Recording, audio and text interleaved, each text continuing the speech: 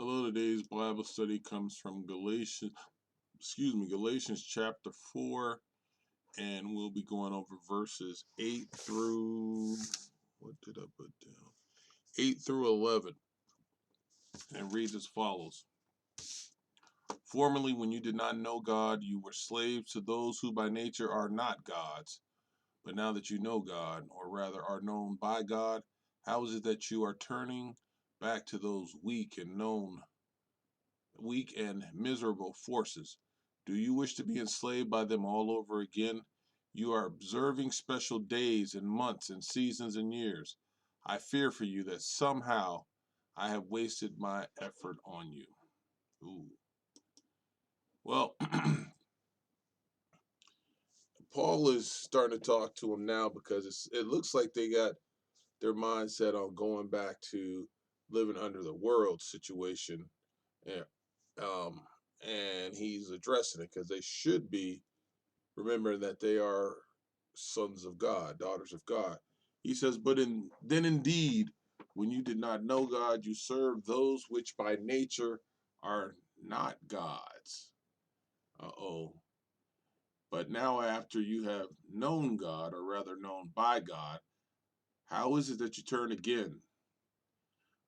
The question is this this slavery, this mentality of being a slave, this bondage that we are in, it was a natural thing when you didn't know it. It was normal. It was something that you were accustomed to. Okay. And we were serving things that weren't God, from images to stars and all the things. But that's when we didn't know God. Okay. But he's saying to the Galatians, now you have known and you know who God is, you know of God, but you put yourself back in that situation in bondage. And this was bewildering maybe to Paul, maybe blowing his mind a little bit, because now that you know God, why would you want to go back to this way of being? So, and then he says, or rather known by God. And when he says this part, and this is a good part for Paul to say, he's telling you, hey, it's better that God knows you. And you knowing God and the fact that he knows you and he wants a relationship with you and accepts a relationship,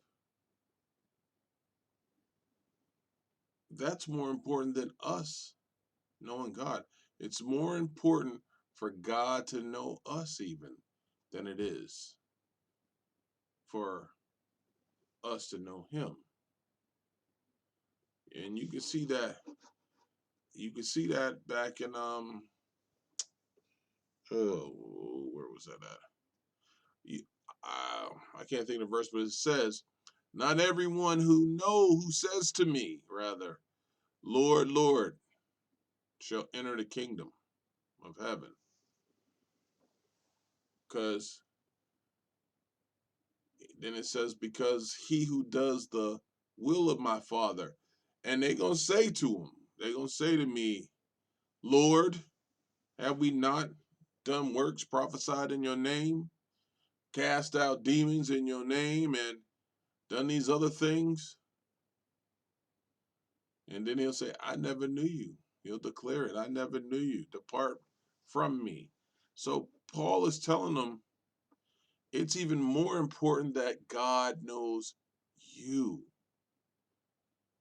And then he goes into it. How is it that you turn again to the weak and beggarly elements? And Paul is saying, you're in a new environment, you will learn new things, and you weren't going towards the new thing. You were not going towards it. You were going back to the bondage. You were free. I got your freedom. He gave you freedom, but you still want to be enslaved. You still want to be under the old works. And this is something that you shouldn't do. You should want this relationship with God. And when Paul says these elements, he's used this before. And we, because the Lord doesn't put you under bondage now. You've been paid for, you are free. We can place ourselves in bondage though. You know, we can do these things, but this is moving backwards even. And it's Paul saying you're not going towards the right thing, you're turning back to where you were. And that's the problem. You're not going towards a new situation. You're going back to where you were. You need to be with God, and you think it's your works. And it ain't just your works. These are one of and it should be where you want this relationship, this ability to be free with the Lord. Weak and beggarly, and he says these elements of the world are weak. They have no abilities, they have no strength, and they're beggarly because they can't endow anything. There's no riches in these things. All they can do, all they have done is bring you back to bondage. They brought you back to bondage. And here's something we should pay attention to. You observe days and months and seasons and years. Uh-oh. So these false prophets, these teachers who were with you have demanded are giving you these days and months and seasons and years. And they have you thinking that this places you in a better spiritual place, which they don't. Yet all these weak and beggarly elements lead you back to bondage, slavery. But remember this, and you should think about your holidays compared to your holy days.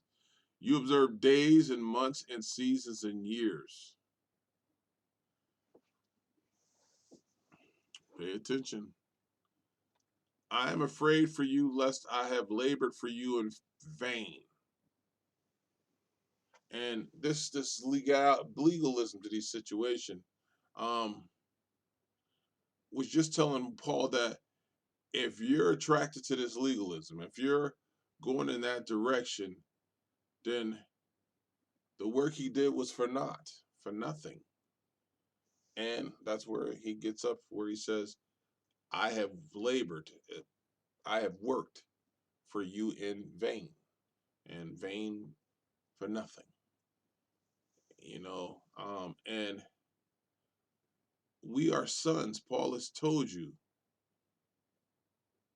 you're living as slaves, not sons. We're no longer slaves. Living that way, and Paul's statement tells them that then the whole gospel is in vain. And Paul is trying to clear it up for them to get them to realize that they need to be on their P's and Q's about making the right decision here. You can, and they have a decision because it says they were going back. They could live under the elements of the world which he spoke to, or as a son of God, which was free, no longer a slave, but a son of heir. So Paul is making this known to them, and he is telling them about this. Amen.